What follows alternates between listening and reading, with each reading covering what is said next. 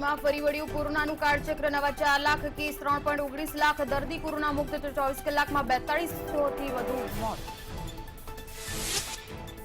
રાજ્યમાં કોરોનાના નવા 12,064 કેસ સામે 13,085 દર્દી રિકવર. 24 કલાકમાં 119 લોકોના મૃત્યુ. એક્ટિવ કેસનો આંકડો 1.46 લાખને પાર.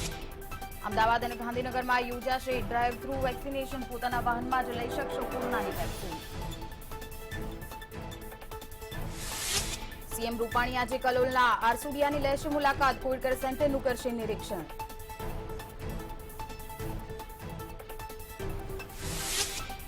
ઓક્સિજનના અભાવે દર્દીની નથી થઈ શકતી સારવાર. કેન્દ્ર તરફથી ગુજરાતને 975 મેટ્રિક ટનથી વધુ ઓક્સિજન જથ્થો ન મળતા હાલાકી. સુપ્રીમમાં ચીફ સેક્રેટરીનું સોગંદનામું. ચૂંટણી પૂરી થતા જ પેટ્રોલનો ભાવ ફરી ₹100 ને પાર. રાજસ્થાનના ગંગાનગરમાં અને ભાવનગર 8 માસના બાળક સાથે માતાનો આપઘાત. માતાનો મૃતદેહ મળી આવ્યો. 8 માસનો બાળક લાપતા. ફાયરની ટીમે કરી તપાસ.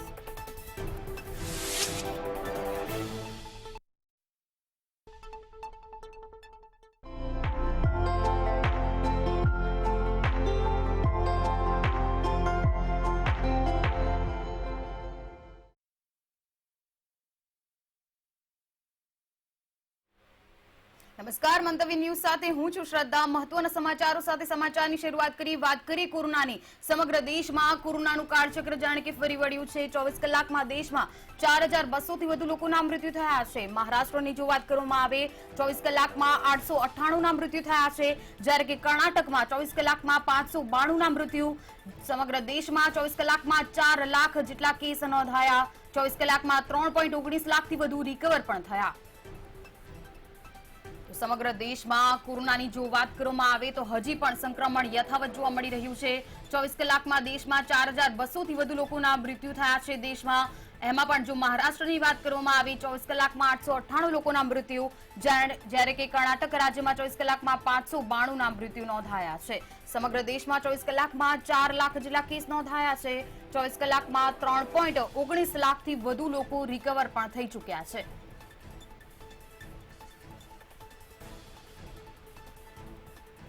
દેશમાં નવા 4,01,000 એક્ટિવ કેસ છે, જ્યારે કે 3.19 લાખ દર્દી ડિસ્ચાર્જ પણ થયા છે. દેશમાં 24 કલાકમાં 4200 લોકોના મૃત્યુ નિપજ્યા છે. દેશમાં 24 કલાકના આંકડા અમે દર્શાવી રહ્યા છે. દેશમાં હાલ 37.21 લાખ એક્ટિવ કેસ સામે આવી રહ્યા છે. દેશમાં કુલ કેસનો આંકડો હવે જોવા જઈએ તો 2.18 કરોડને પાર પહોંચી ચૂક્યો છે. સમગ્ર વિશ્વની વાત કરવામાં આવે, કોરોનાની શું પરિસ્થિતિ છે? નવા 8,34,000 કેસ નોંધાયા છે. તેમાં પણ જો અમેરિકાની વાત કરવામાં આવે, 48,952 કેસ 24 કલાકમાં નોંધાયા છે. બ્રાઝિલમાં 78,337 જેટલા કેસ નવા નોંધાયા છે. તેમાં પણ ભારતમાં સૌથી વધુ 24 કલાકમાં 4200ના મૃત્યુ નિપજ્યા છે. સમગ્ર વિશ્વમાં હાલ 1.86 કરોડ એક્ટિવ કેસ સામે આવ્યા છે. જો ગુજરાત રાજ્યની વાત કરવામાં આવે, કોરોનાની શું પરિસ્થિતિ છે? 24 કલાકમાં 12,064 જેટલા નવા કેસ નોંધાયા છે. 119ના મૃત્યુ થયા છે. અમદાવાદ શહેરની વાત કરવામાં આવે, 3,344 નવા કેસ નોંધાયા છે. 17ના મૃત્યુ થયા છે.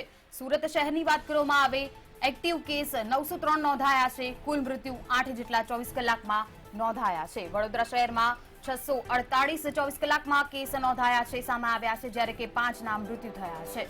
રાજકોટ શહેરમાં 386 જેટલા નવા કેસ નોંધાયા છે. 7 લોકો મોતને ભેટ્યા છે. ભાવનગર શહેરમાં 289 જેટલા નવા કેસ નોંધાયા છે 24 કલાકમાં, જ્યારે કે ભાવનગરમાં 5 લોકોના મૃત્યુ થયા છે.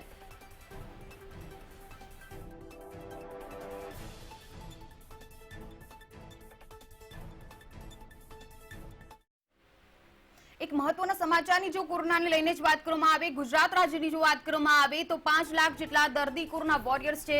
5 લાખથી વધુ દર્દીએ કોરોનાની માત આપી દીધી છે. રાજ્યમાં કોરોનાના કેસોમાં નજીવો ઘટાડો પણ નોંધાયો છે. નવા કેસ કરતા સાજા થનારા દર્દીની સંખ્યા હવે દિવસે ને દિવસે વધતી પણ નજરે પડે છે. રિકવરી રેટ સુધરીને 76.52% પર પહોંચ્યો છે. તો સારા સમાચાર પણ છે એક રીતે. હવે થોડાક દિવસોથી રિકવરી રેટ પણ વધુ ને વધુ નોંધાઈ રહ્યો છે. 5 લાખથી વધુ દર્દીએ ગુજરાત રાજ્યમાં કોરોનાને માત પણ આપી છે. 5 લાખથી વધુ દર્દીઓ ગુજરાત રાજ્યમાં રિકવર થઈ ચૂક્યા છે, કોરોનાને માત આપી ચૂક્યા છે। કોરોનાના કેસોમાં નજીવો ઘટાડો નોંધાયો છે। નવા કેસ કરતા સાજા થનારા દર્દીની સંખ્યા પણ હવે વધવા પામી છે। રિકવરી રેટ હવે સુધરીને 76.52% પહોંચ્યો છે। ગુજરાત રાજ્યની વાત કરી રહ્યા છે। કોરોનાના કેસ તો વધી રહ્યા છે, પરંતુ રિકવરી રેટ પણ સામે વધી રહ્યો છે। 5 લાખથી વધુ દર્દી કોરોના વોરિયર્સ સામે આવ્યા છે। 5 લાખથી વધુ દર્દી કોરોનાને માત આપી દીધી છે। રાજ્યમાં કોરોનાના કેસોમાં નજીવો ઘટાડો નોંધાયો છે। એક તરફ સંક્રમણ તો યથાવત છે, પરંતુ કહી શકાય કે રિકવરી રેટ પણ હવે સુધરતો જોવા મળી રહ્યો છે।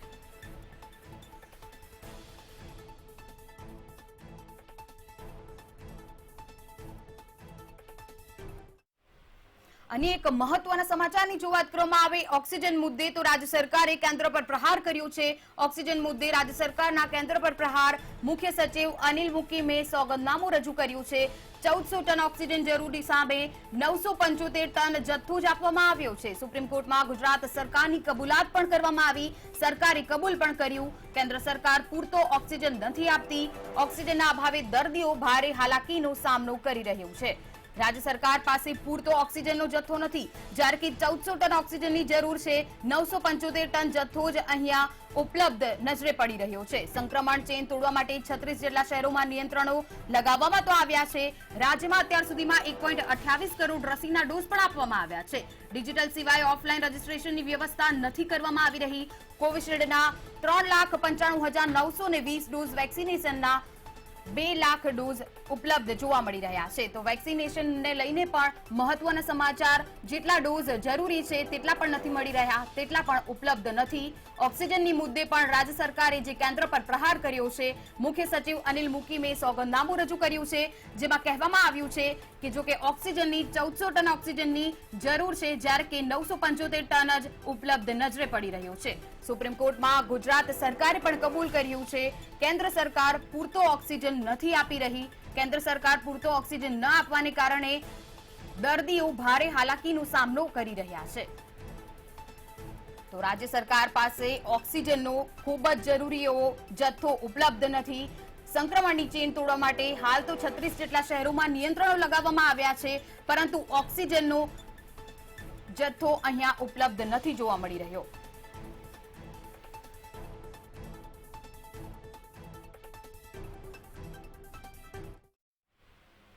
અને એક મહત્વના સમાચાર અમદાવાદ શહેરથી મળી રહ્યા છે। જે પ્રકારે સંક્રમણ વધી રહ્યું છે તેને જોતા ફરીથી ડ્રાઈવ થ્રુ વેક્સિનેશનની શરૂઆત કરવામાં આવી છે। સરદાર પટેલ સ્ટેડિયમ ખાતે વેક્સિન આપવામાં આવશે। સવારના 9 વાગ્યાથી આ વેક્સિનેશનનો કાર્યક્રમ શરૂ કરવામાં આવશે, જ્યારે 45 થી વધુ વયના લોકોને અહીંયા વેક્સિનેશન કરવામાં આવશે। અમદાવાદમાં આજથી ડ્રાઈવ થ્રુ વેક્સિનેશનની શરૂઆત ફરીથી સરદાર પટેલ સ્ટેડિયમ ખાતે શરૂ કરવામાં આવી છે। સવારના 9:30 કલાકથી વેક્સિનેશન શરૂ કરવામાં આવશે, જેમાં 45 થી વધુ વયના લોકોને વેક્સિન આપવામાં આવશે। તો હવે તમે તમારા વ્હીકલ લઈને પણ વેક્સિન મુકાવી શકો છો। સરદાર પટેલ સ્ટેડિયમ ખાતે, અમદાવાદના સરદાર પટેલ સ્ટેડિયમ ખાતે પહોંચી શકો છો અને 45 થી વધુ ઉંમર ધરાવતા હોય તો પણ તમને વેક્સિન આપી શકો છો।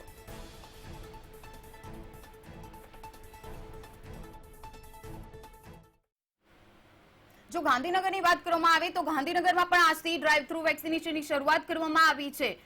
45 થી વધુના વ્યક્તિઓને વેક્સિન આપવામાં આવશે। સવારના 9 વાગ્યાથી 1 વાગ્યા સુધીના વેક્સિનેશનનો કાર્યક્રમ સમય ફાળવવામાં આવ્યો છે। Exhibition ground helipad gate number 9 ના સેક્ટર નંબર 17 માં વેક્સિનેશન કાર્યક્રમ આજથી સવારના 9 વાગ્યાથી બપોરના 1 વાગ્યા સુધી આપવામાં આવશે। ગાંધીનગરમાં પણ ડ્રાઈવ થ્રુ વેક્સિનેશનની શરૂઆત કરવામાં આવી છે। અહીંયા પણ તમે તમારું ખાનગી વ્હીકલ લઈને વેક્સિન મુકાવવા જઈ શકો છો। 45 વર્ષથી વધુના વ્યક્તિઓને અહીંયા વેક્સિન આપવામાં આવશે।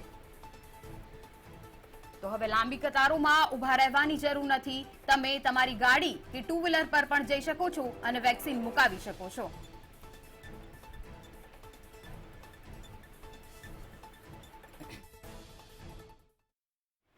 અને એક મહત્વના સમાચારની વાત કરવામાં આવે અમદાવાદ શહેરથી મહત્વના સમાચાર સામે આવી રહ્યા છે।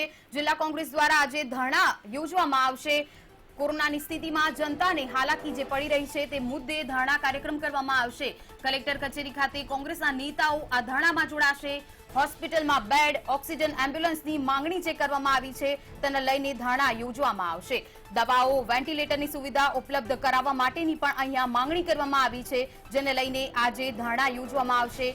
અમદાવાદમાં જિલ્લા કોંગ્રેસ દ્વારા આજે ધરણા યોજવામાં આવશે, જેમાં કોરોનાની સ્થિતિમાં જનતાને જે રીતે હાલાકીનો સામનો કરવો પડી રહ્યો છે તે સમગ્ર મુદ્દાઓને લઈને ધરણા યોજવામાં આવશે. કલેક્ટરની કચેરી ખાતે કોંગ્રેસના નેતાઓ આ ધરણામાં જોડાશે. મહત્વના મુદ્દાઓ જેમ કે હોસ્પિટલમાં બેડ નથી મળતો, ઓક્સિજનની અછત, એમ્બ્યુલન્સની માંગણીઓ, આ સમગ્ર બાબતોને લઈને ધરણા પ્રદર્શન કરવામાં આવશે.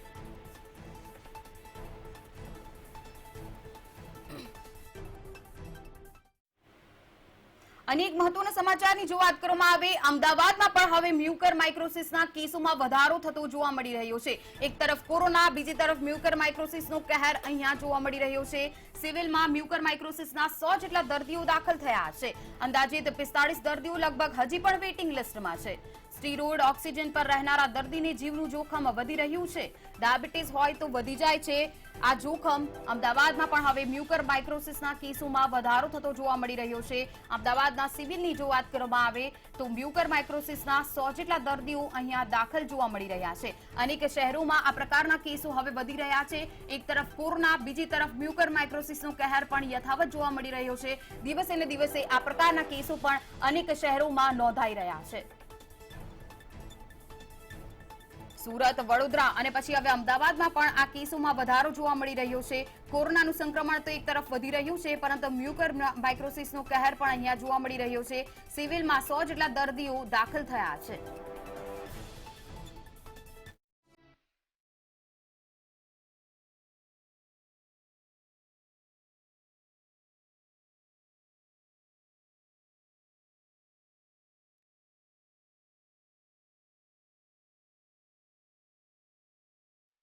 કોરોના કાળમાં દર્દીઓની વધી આફત.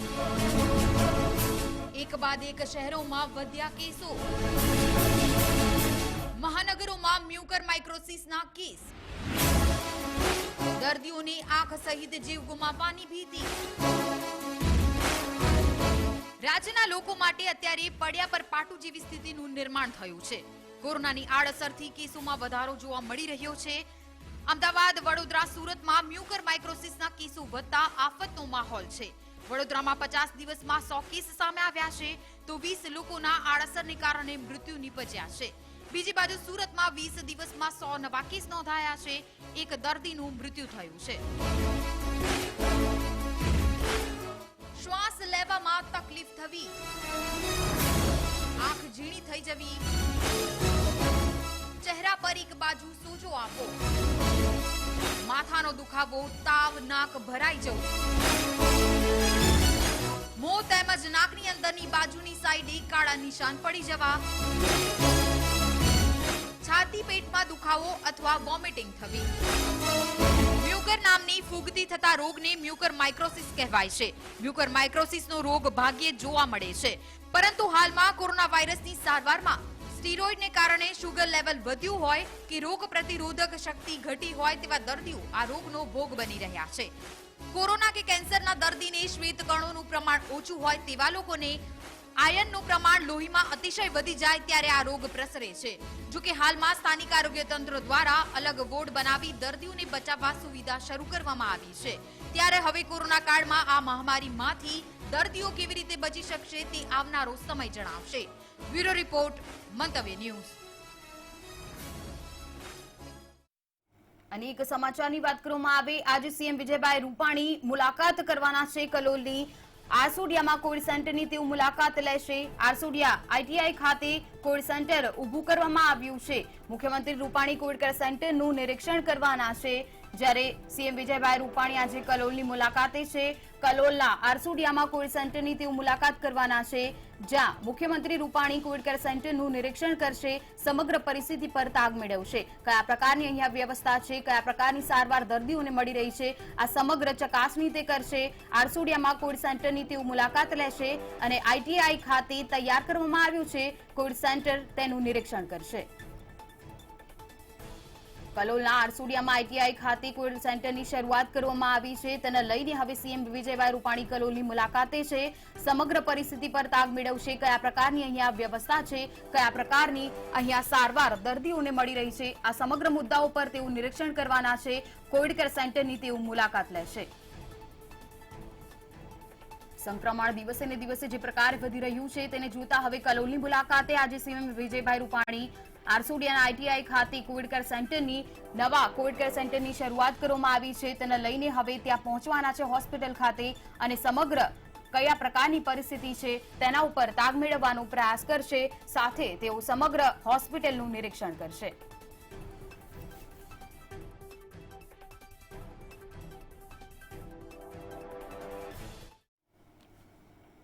અન્ય એક કોરોનાને લઈને જો મહત્વના સમાચારની વાત કરવામાં આવે, પહેલી લહેર, બીજી લહેર, હવે ત્રીજી લહેરની જો વાત કરવામાં આવે તો ગુજરાત તૈયારી દેખાડી રહ્યું છે. છેલ્લા 10 દિવસથી સંક્રમણ પર અંકુશ મેળવવામાં આવ્યો છે. ત્યારે પહેલી લહેરથી આપણે બહાર નીકળી ગયા હતા, બીજી લહેરમાંથી પણ બહાર નીકળીશું. સાથે નિરાશ થયા વિના સારી નિયત સાથે સરકારે કામ કર્યું છે. છેલ્લા 2 મહિનામાં બેડની સંખ્યામાં પણ જોકે વધારો થયો છે. વેક્સિનેશનના કાર્યોમાં ગુજરાત હાલ તો પ્રથમ ક્રમે દેખાઈ રહ્યું છે. 10 દિવસથી કોરોનાના કેસોમાં પણ ઘટાડો જોવા મળી રહ્યો છે. અવિરત પહોંચાડાય છે ઓક્સિજન, તેવા પણ સમાચાર હાલ તો મળી રહ્યા છે. ઓક્સિજનની અછતથી મૃત્યુ નથી થતા. નવા આપણે 500 થી વધુ ઓક્સિજન પ્લાન્ટ આપણે ઊભા કરીએ છીએ અને આવનારા દિવસોમાં ત્રીજી લહેર પણ આવે એના માટે પણ અત્યારથી ઓક્સિજનમાં સ્વનિર્ભર થવા માટે રાજ્ય સરકાર પ્રયત્ન કરી રહી છે. હતાશ થવું નથી, કશું ખૂટવા પણ દેવું નથી અને લોકોના જીવ બચાવવા ભગવાને જે આપણે આ તક આપી છે એ તક વેડફી નથી નાખવી. એને બદલે આપણે ગુજરાતમાં એક બનાવ એવો નથી બન્યો કે હોસ્પિટલમાં ઓક્સિજન ખૂટી ગયો અને પેશન્ટ મૃત્યુ પામ્યા. આપણે અવિરત જે ઓક્સિજન 150 ટન વાપરતા હતા 1100 ટન સુધી આપણે કન્ઝ્યુમ કરવા માંડ્યા.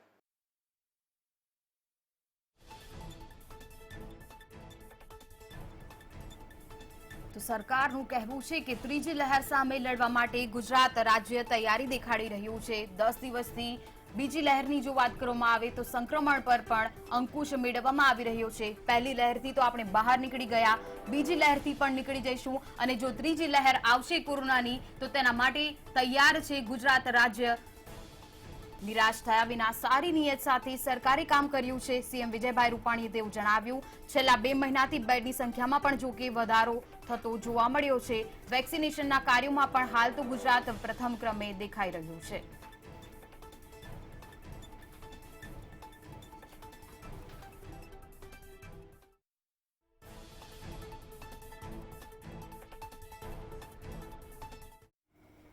કોરોનાની બીજી લહેર દિવસે ને દિવસે વધુ ઘાતક બની રહી છે, જેનું મુખ્ય કારણ છે દરરોજ કોરોનાના કારણે મનુષ્યના શરીરના અલગ અલગ અંગ પર અસર થતી જોવા મળી રહી છે. છેલ્લા ઘણા સમયથી સંક્રમિતોના હાર્ટ સ્ટ્રોક અને બ્રેન સ્ટ્રોકના કિસ્સાઓમાં વધારો થતો જોવા મળી રહ્યો છે, જેનું મુખ્ય કારણ છે કે બીજી લહેરમાં બ્લડ ક્લોટ થવાના કિસ્સાઓ વધારે જોવા મળી રહ્યા છે. કોરોનાની બીજી લહેર દિવસે ને દિવસે વધુ ઘાતક બની રહી છે. ત્યારે આ વખતના કિસ્સાઓની જો વાત કરીએ તો હાર્ટ સ્ટ્રોકની સાથે સાથે બ્રેન સ્ટ્રોક પણ આવી રહ્યા છે અને તેટલા જ માટે આપણી સાથે ન્યુરોલોજિસ્ટ કલ્પેશભાઈ શાહ છે, તેમની સાથે જ વાત કરીશું. સર, આ વખતના વેરિયન્ટની વાત કરીએ તો બ્રેન સ્ટ્રોક આવવાની ઘટનાઓ ઘણા બધા કિસ્સાઓમાં જોવા મળી છે. કયા કારણોસર આ વખતે કોરોનાવાળા પેશન્ટ્સને બ્રેન સ્ટ્રોક આવતા હોય છે? યસ, વેલ, કોરોના એક ઇન્ફ્લેમેટરી ડિસીઝ છે. એમાં દર્દીઓને એક જાતનું ઇન્ફ્લેમેશન થવાનું સ્ટાર્ટ થાય છે. ખાસ કરીને લોહીની નળીઓનો અંદરનો ભાગ જે એન્ડોથેલિયમ કહેવાય એમાં એન્ડોથેલિયોપથી થાય છે અને સાથે ડી ડાયમર નામની વસ્તુ વધી જવાથી લોહી જાડું થાય છે. એને કારણે મગજમાં લોહીની નળી એટલે એક છે ધમની અને એક શીરા. ધમની બંધ થવાને કારણે ઇસ્કેમિક સ્ટ્રોક થાય છે અને વેઇન બંધ થવાને કારણે વિનસ સાઇનસ થ્રોમ્બોસિસ થાય છે. બ્રેન સ્ટ્રોક ના થાય એના માટે કોવિડના દર્દીઓએ ખાસ તો કઈ બાબતોનું ધ્યાન રાખવું જોઈએ અને સાથે જો બ્રેન સ્ટ્રોક થાય તો કેવા પ્રકારની ટ્રીટમેન્ટ આપવી જોઈએ? સૌથી પહેલા તમારો સવાલ છે પ્રિવેન્શનનો. ડબલિંગ વસ્તુ એટલે CRP ડી ડાયમર એ જો જેટલો હોય એના કરતાં 3 દિવસમાં કે 6 દિવસમાં જો એને ડબલ કરતાં વધે તો એ કોવિડના જે પણ એ ફિઝિશિયન પાસે ટ્રીટમેન્ટ લીધી હોય એને તરત જ બતાવવું જોઈએ. અને એ ફિઝિશિયનના કહેવાથી લોહી પાતળું થવાની દવાઓ એસ્પિરિન અને કોઈકમાં જેને જરૂર પડે છે ને એલિક્વિસ્ટ એટલે કે એનાથી એડવાન્સ લોહી પાતળું થવાની દવાઓ હોય છે. ખાસ તો જો વાત કરવામાં આવે નવા સ્ટ્રેનમાં જો કોઈને પણ આ પ્રકારના લક્ષણો દેખાય, લકવો થવો હોય કે પછી સામાન્ય માથું દુખવું, તો તેને અવગણના ન કરવી, તરત જ જે ડોક્ટર્સ હોય તેનો સંપર્ક કરવો. અને સાથે જ ડી ડાયમરમાં પણ જો વધારો આવે તો પણ એવું કહી શકાય કે બ્રેઇન સ્ટ્રોકની અસર છે તે આવનારા સમયમાં થાય. એટલે તેટલા જ માટે precaution is better than cure. Cameraman Munjal Bhatt સાથે રીમા દોશી, મંતવ્ય ન્યૂઝ, અમદાવાદ. અનેક મહત્વના સમાચારની વાત કરવામાં આવી. કચ્છ જિલ્લાથી મહત્વના સમાચાર સામે આવી રહ્યા છે. જે પ્રકારે અહીંયા કોરોનાએ દિન પ્રતિદિન સંક્રમણ વધતું નજરે પડી રહ્યું છે, તેને જોતા હવે કોંગ્રેસ આજે કલેક્ટર કચેરીનું ઘેરાવ કરશે.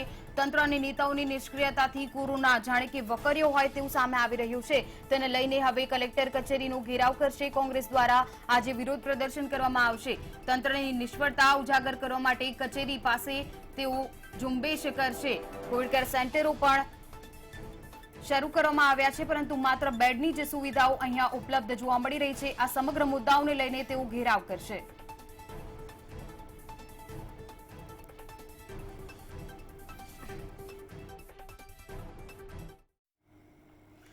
અનેક મહત્વના સમાચારની વાત કરવામાં આવી. કોરોના જે પ્રકારે વકર્યો છે તેને જોતા અનેક ધાર્મિક સ્થળો બંધ કરી દેવામાં આવ્યા છે. ત્યારે આજે પાવાગઢ પણ મંદિર બંધ રહેશે. 24મી મે સુધી મંદિર ભક્તો માટે આજથી બંધ રાખવામાં આવશે. અગાઉ ચૈત્રી નવરાત્રીએ બંધ કરવામાં આવ્યું હતું મંદિર. કોરોના સંક્રમણ વધતા હવે આજથી 24 તારીખ સુધી ફરીથી મંદિરને બંધ પાડવામાં આવશે. ભક્તો માતાજીના દર્શન નહીં કરી શકે. 24 તારીખ સુધી ઓનલાઈન દર્શન શ્રદ્ધાળુઓ કરી શકશે. સુપ્રસિદ્ધ પાવાગઢનું મંદિર છે જેને આજથી 24 તારીખ સુધી બંધ પાડવામાં આવશે.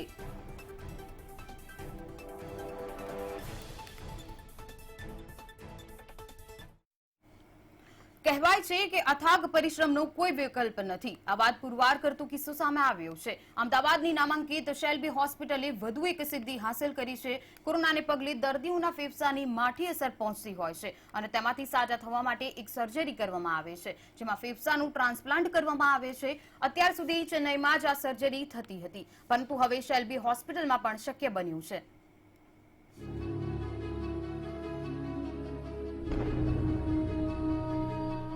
શેલ્બી હોસ્પિટલમાં સફળ થઈ જટિલ શસ્ત્રક્રિયા. કોરોના સારવારમાં 100% ફેફસા થયા હતા ખરાબ. ઇકમો થેરાપીથી દર્દીને આપ્યું નવજીવન.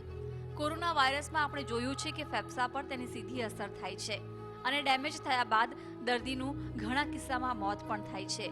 જો કે અમદાવાદની શેલ્બી હોસ્પિટલમાં ઇકમો જેવી જટિલ શસ્ત્રક્રિયા દ્વારા રાજેશભાઈ પૂજારા નામના દર્દીને નવજીવન અપાયું છે અને વધુ સારવાર માટે તેમને એર એમ્બ્યુલન્સ દ્વારા ચેન્નઈ ખસેડવામાં આવ્યા છે.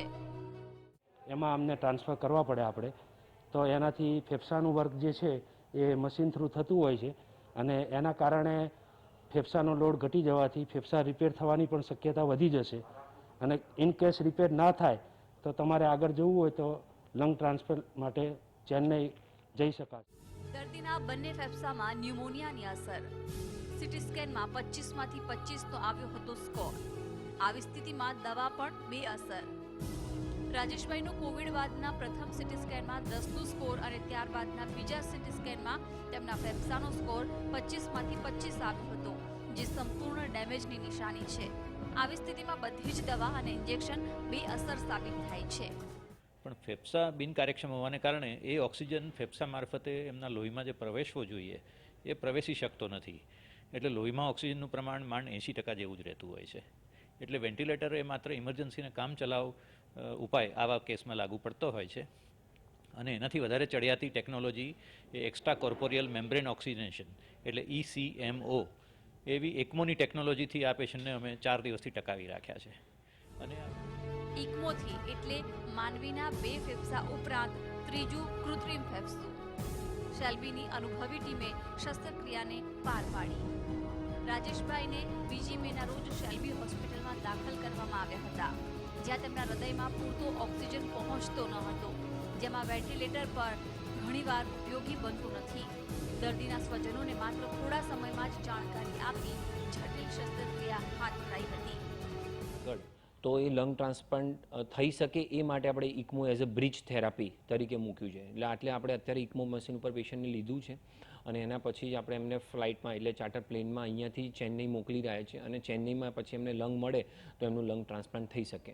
એટલે આ રીતનો કિસ્સો ઓલમોસ્ટ મારા ખ્યાલથી બીજો કે ત્રીજું પેશન્ટ છે કે જે અમદાવાદમાંથી બીજા રાજ્યમાં કંઈ લંગ ટ્રાન્સપ્લાન્ટ માટે અત્યારે જઈ રહ્યા છે. ત્યાંથી જે કોઈ બ્રેન ડેડ પેશન્ટ થયેલું હોય કે જેને એક્સિડન્ટ થયેલો હોય અને એની જીવવાની કોઈ સંભાવના ના હોય તો એ પેશન્ટને અમે બ્રેન ડેડ ડિક્લેર કરી અને એનું લંગ ટ્રાન્સપ્લાન્ટ માટેની જે ડોનર ઓર્ગન લેવામાં આવે છે એ અમે ત્યાંથી હાર્વેસ્ટ કરીએ છીએ. હાલ દર્દીની હાલત સ્થિર. આધુનિક સારવાર પ્રણાલી અને મશીનરીનો લાભ લઈ રાજેશભાઈના લોહીમાં અને શરીરના બધા અંગોમાં ઓક્સિજનનું પ્રમાણ વધારીને 95 થી 100% જેટલું કરી શકાય તેમ છે. નિર્ણય સ્વીકારી લીધો. હવે કોવિડ ન્યુમોનિયામાં એવું છે કે જો સિવિયરિટી 25/25 એટલે ઓલમોસ્ટ બંને ફેફસા લગભગ 100% જેવા ઇન્વોલ્વ હોય એવા કેસમાં દર્દીઓને બચવાની શક્યતાઓ ખૂબ ઓછી છે. દર્દીને 3 નિષ્ણાંતોની ટીમ દ્વારા ચેન્નઈ પહોંચાડાયા. રાજેશભાઈને હવે વધુ સારવાર માટે ચેન્નઈ એરલિફ્ટ કરવામાં આવ્યા છે, જ્યાં તેમની આગામી સારવાર કરવામાં આવશે. અમદાવાદના સેલ્બી હોસ્પિટલમાં કોરોના પોઝિટિવ દર્દીના ફેફસાના 25માંથી 25 હિસ્સામાં ન્યુમોનિયા ફેલાઈ ચૂક્યો હતો, જેના કારણે આ દર્દીના ફેફસા ડેમેજ થઈ ગયા હતા. દર્દીને બચાવવા માટે તેના સ્વજનો અને સેલ્બીના ડોક્ટર દ્વારા આ દર્દીના લંગ ટ્રાન્સપ્લાન્ટ કરાવવાનો નિર્ણય લીધો હતો.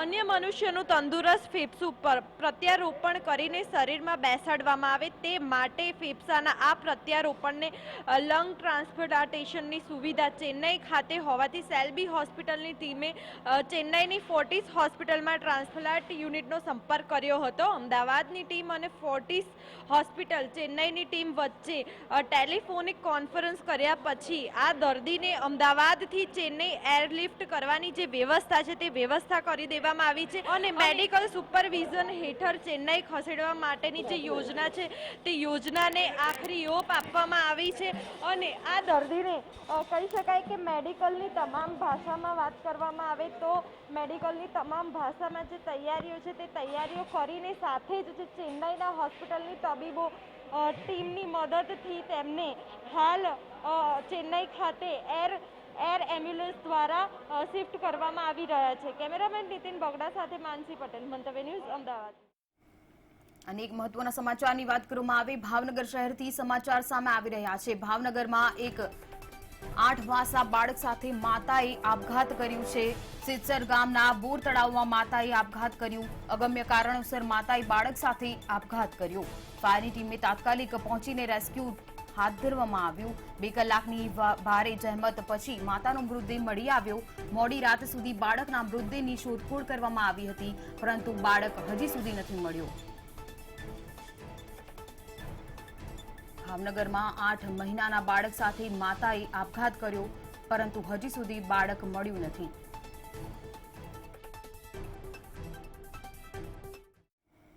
તો હાલ બુલેટિનમાં બસ આટલું જ. વધુ માહિતી માટે આપ લોગ ઇન પણ કરી શકો છો www.mantunews.com પર. નમસ્કાર.